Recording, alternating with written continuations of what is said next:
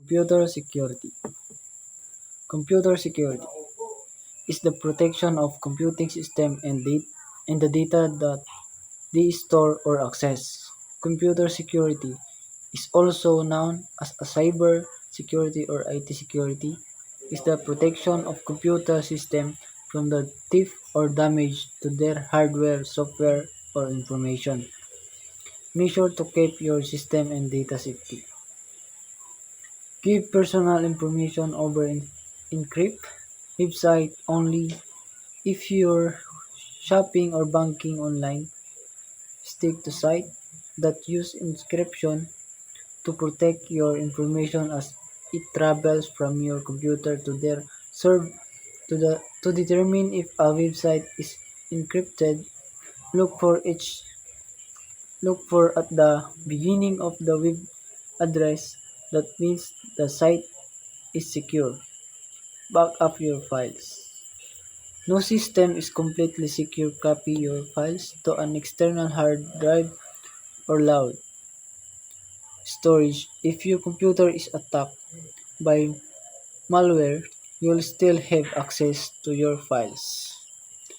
Measure to keep your system and data safe. Protect your personal information. Don't hand it out to just anyone. Your social security number, credit card numbers, and bank and utility account numbers can be used to steal your money or open new accounts in your name. So every time you are asked for your personal information, whether in a web form, an email, a text, or a phone message, think about why someone needs it and whether you can really trust the request. Update your software. Keeps Keep your software, including your operating system, the web browser you use to connect to the internet, and your apps up to date to protect against the latest threats. Outdated software is easier for criminals to break into if you think you have a virus or bad software on your computer. Check out how to detect and get rid of malware. Computer application white listening.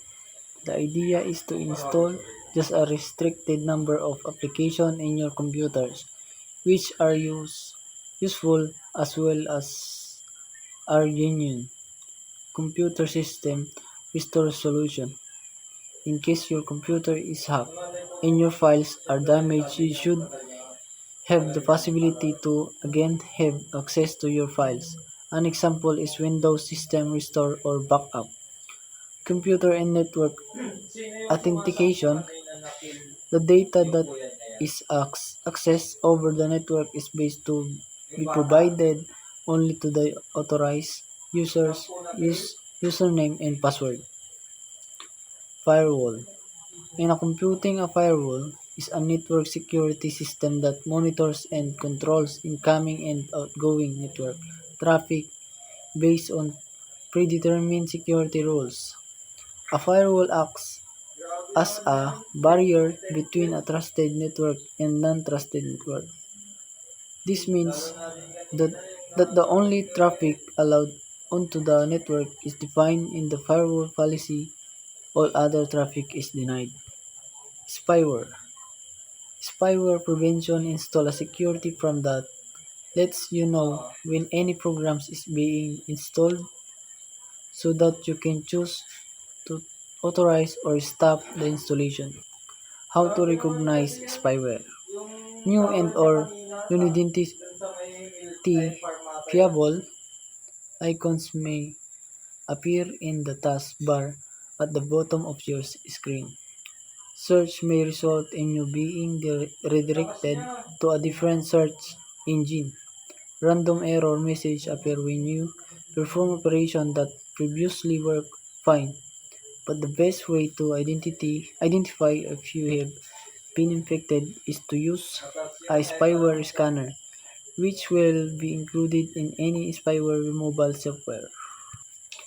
If a smartphone gets infected with mobile spyware that was sideloaded with a third-party app, The phone's camera and microphone can be used to spy on nearby activity, record phone calls, log browsing activity and keystrokes, and monitor the phone owner location. Spyware is software that aims to gather information about a person or organization without their knowledge that may send such information to another entity without the consumer consent. Spyware is mostly classified into four types: adware system monitors, tracking cookies, and trojans. Spyware that is installed for innocuous reasons, sometimes referred to as a tracking software. Antivirus. Antivirus software is a program or set of programs that are designed to prevent, search for, detect, and remove software virus.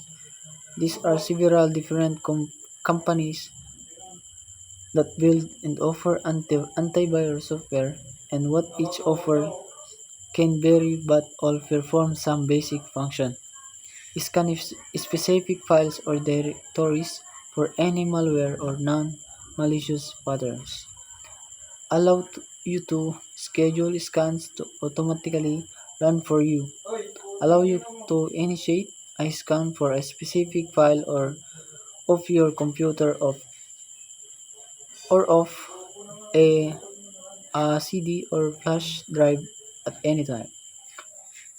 Remove any malicious code detected. Sometimes you will be notified of an infection and ask if you want to clean the file. Another program will automatically do this behind the scenes. Show you the show you the health of your computer. Always always be sure you have the best up-to-date security software installed to protect your computers, laptops, tablets, and smartphones. How do computer viruses spread? Email and text attachment, internet file downloads, social media links, mobile device and smartphones can become infected with mobile virus through shady app downloads. As attachment of socially shareable content such as funny image greeting cards or audio and video files. Inserting or connection an infected disk or drive, visiting unknown links.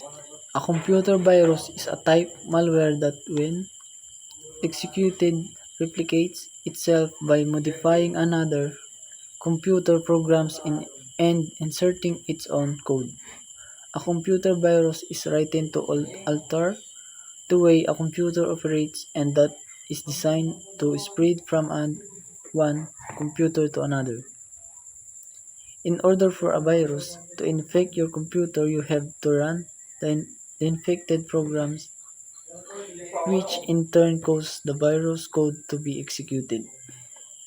Cybercrime. Type of cybercrime. Privacy violation, identity theft, sharing copyright files, information, electronic funds transfer, ATM fund, spam. Cybercrime is the use of computer and networks to perform illegal activities such as spreading computer virus, online bullying, performing unauthorized electronic fund transfer, etc. Most cybercrimes are committed through the internet. Some cybercrimes can also be carried out using mobile phones via SMS and online chatting application. Ethical hacking. Identifying weaknesses in computer system and or computer networks and coming with countermeasures that protect the weakness. Ethical hacker must abide with the following rules. Get written permission from the owner of the computer system and or computer network before hacking. Protect the privacy of the organization being hacked. Transparently report all the identified weakness in the computer system to organization. Inform hardware and software vendors of the identified weakness. Different terminology used in computer security. Antivirus or anti-malware is a software that operates on the different OS which is used to prevent from malicious software. Social engineering is a technique that a hacker uses to steal data from a person from different purposes by psychological manipulation combined with social cynics. Virus. It is a malicious software that installed on your computer without your consent for a bad purpose. Firewall.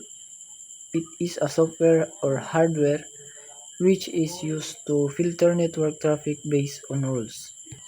Different elements in computer security: confidentiality, integrity, and computer security and ability.